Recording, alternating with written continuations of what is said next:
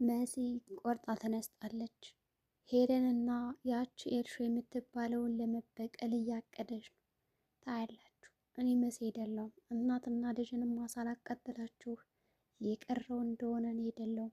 ቤተሰቦችን እንደዚህ በማሰቃየታችሁ ዋጋ እንደማስከፍላችሁ ግን ጠብቁ በማለት በልቧ የእሳት ጭስ እየተነነ ይገኛል። ይሁን እንጂ ሄለን የራሴ የሆኑ ጌጣጌጦች ጠፍተዋል፣ ስለዚህ የሰረቀችው ደግሞ ይህችንኑ ናት በማለት የእሷን ቦርሳ እንዲፈተሽና እንዲበረበር እያደረገች ስለሆነ በዚህ የተነሳ ደግሞ ያበሉል የሚባለው ታይማም ይህ ነገር የሚቆጭሽና የሚጸጽትሽ ነገር እንዳይሆን እሷ በጭራሽ ይህን ነገር ልታደርግ አይገባም በማለት ቢያናግራት፣ እሷ ግን እርግጠኛ ነኝ ከቆጨኝ የሚቆጨኝ እንጂ ይህን ሻንጣ ከመፈተሽ ወደ ኋላ አልልም በማለት ቦርሳውን ወደ ራሷ በመውሰድ እየፈተሸችው ትገኛለች። ይሁን እንጂ ቦርሳውም ከተፈተሸ በኋላ በጣም ውድ የሚባሉ ጌጣጌጦች እና ወርቆችም ነበሩ። ነገር ግን ያንን ጌጥ ለምን እዚህ ውስጥ አስገባሹ በማለት ቤተሰቦቿን እንዳለ ከዛ ቤት ጎዳና ላይ ጥላቸዋለች። ሄለን አንድ ትንሽዬ ስበብ ነበር የምትፈልገው፣ መላ ከዛ ቤት የነበሩ ሰዎችን በሙሉ ጠርጎ ማስወጣት። ይህም ደግሞ ተሳክቶላታል። በሌላ በኩል አዶናይ የአባቱን ገዳይ ማን እንደሆነ ደርሶበታል። ይሁን እንጂ እኔ አሁንም አዶናይ አይደለሁም፣ ሁላችሁንም አቃጥላችኋለሁ፣ እኔ እንዳቃጠላችሁኝ ደግሞ ከዚህ በኋላ ማን እንደሚያስቆመኝ ታያላችሁ በማለት በጣም በስካር ላይ ሆኖ እንግዲህ እያለቀሰ የደም እንባ እየዘራ መንገዱን ይሄዳል። ይሁን እንጂ ከሄደም በኋላ ብቻውን መንገድ ለመንገድ እየፎከረ ነው ያለ። አዶናይ ማን እንደሆነ አታውቁትም። እስከ ዛሬ እናንተ የምታውቁት አዶናይ በጣም ትንሽዬና ጨዋ ነበረ። አሁን ግን እናንተ የማታውቁት አዶናይ ሆኖ ስለሚመጣ ተዘጋጅታችሁ ጠብቁ በማለት መንገዱን እየሄደ እያለ እንግዲህ ያን መጠጥ እየጋተም ስለነበረ ወዴት እንደሄደ የሚታወቅ አይደለም። በሌላ በኩል እንግዲህ ኑኑ ያን በሉል የሚባለውን በስልክ እያወራችሁ እያለ ድንገት እወድሻለሁ የኔ ቆንጆ አይዞሽ፣ እንደዚህ ማማዘን የለብሽም እያለ ቢያጽናናትም እንግዲህ ከውጭ ወጣ ብለው ወደ ውስጥ ከገቡም በኋላ በጣም ደስ ብሏት ከሱ ጋር ስልክ እያወራችም ነበረ። ይሁን እንጂ በሉል ወደ ኋላ መለስ ብሎ ከኑኑ ጋር ያሳለፋቸውን ጊዜያቶች እየቆጠረም ነበረ። ይሁን እንጂ የሚቆጥርባቸው ጊዜያቶች ትንሽ ነበሩ። ኑኑ ግን ለምንድን ነው ስትደሰት አይቼሽ ማላቅ በሚልም ጠይቋታል። እሷም እንግዲህ ቆይ ለምንድን ነው የምታዝንልኝ በማለት ጠይቀውም ነበር። ይሁን እንጂ እሱም ሳይሽ በጣም ታሳዝኛለሽ፣ የዋህ ነገር ነሽ፣ ስለዚህ ደግሞ እኔ ላግዝሽ ይገባል፣ ከአሁን በኋላ ደግሞ እንደዚህ አይነት ስሜት እንዲሰማሽ አላረግም፣ ደስተኛ ነው እንጂ መሆን ያለብሽ ማዘን የለብሽም በማለት ሲያበረታታትም ነበር። ይሁን እንጂ በስልክ እያወራች ያለ ድንገት በሩ ብርግድ ብሎ ይከፈታል። ያቺ ኤልሹ የተባለችና ያቺ ደግሞ ማንነቷ የማትታወቅ የበሉል ፍቅረኛ ነኝ በሚል ሰበብ አማካኝታ ወደዛ ቤት ሄለን እንድትገባ ያደረገቻት። ኦኬ ለካ አንቺ ነሽ አይደለ ኑኑ ማለት ታያለሽ። እዚህ በኋላ ቁም ስቅልሽን ነው እንጂ ማበላሽ፣ ጭራሽ ደግሞ እንዴት ነው በሩንና አንቺ ልትመኙ የምትችዩ በማለት ስትፎክርም ነበረ። ነገር ግን ያቺ ልጅ ለምን ፎከረችባት? በሉል ስለሚወዳት ነው ወይስ ደግሞ እሷ የእሱ ሚስት ናት ተብላ ስለተመረጠች? እንግዲህ ኤልሹም መጣችና ከዚህ ምን ትሰሪያለሽ በማለት ነበር ያስደነገጠቻት። ኑኑም በሰላም ነው እንዴ አስደነገጣችሁኝ እኮ አለቻቸው። ቆይ ታዲያ ምን ያስደነግጥሻል? ያክል ያው እንግዲህ በሩን ሳታንኳኩ ስለገባችሁ ነው የደነገጥኩት በማለት ስልክ ስታወራ የነበረውን ስልክ ድብቅ ታደርግና ወዲያውኑ ፈጥና ውርድ ትላለች።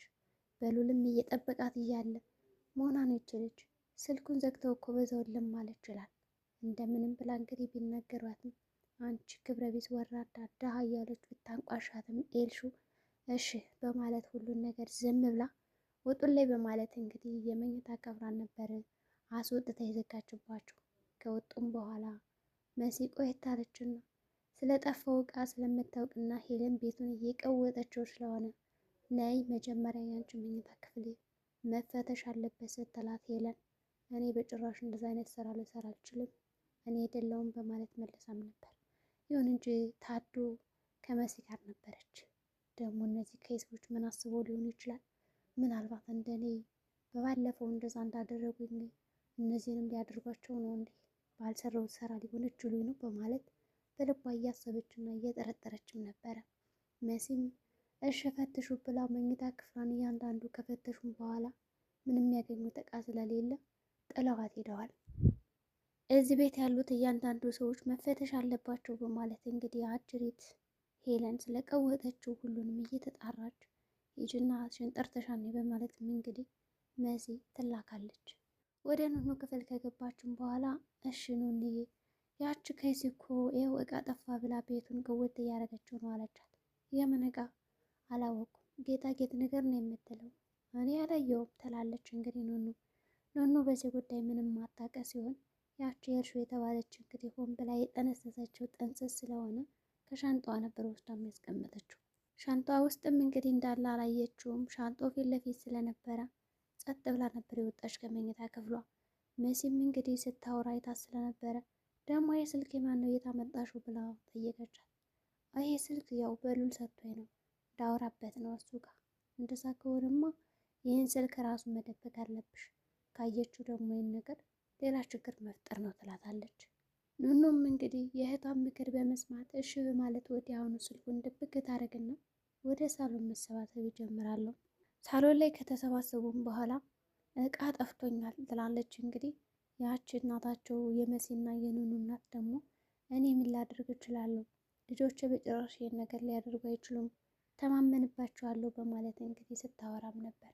ይሁን እንጂ በሉልም እንግዲህ በትዝታ ጭልጥ ብሎ ኑኑ አበባ ስታጠጣ የምታደርጋትን አንዳንድ ነገሮች እያስታወሰ ሲያናግራትም ነበረ።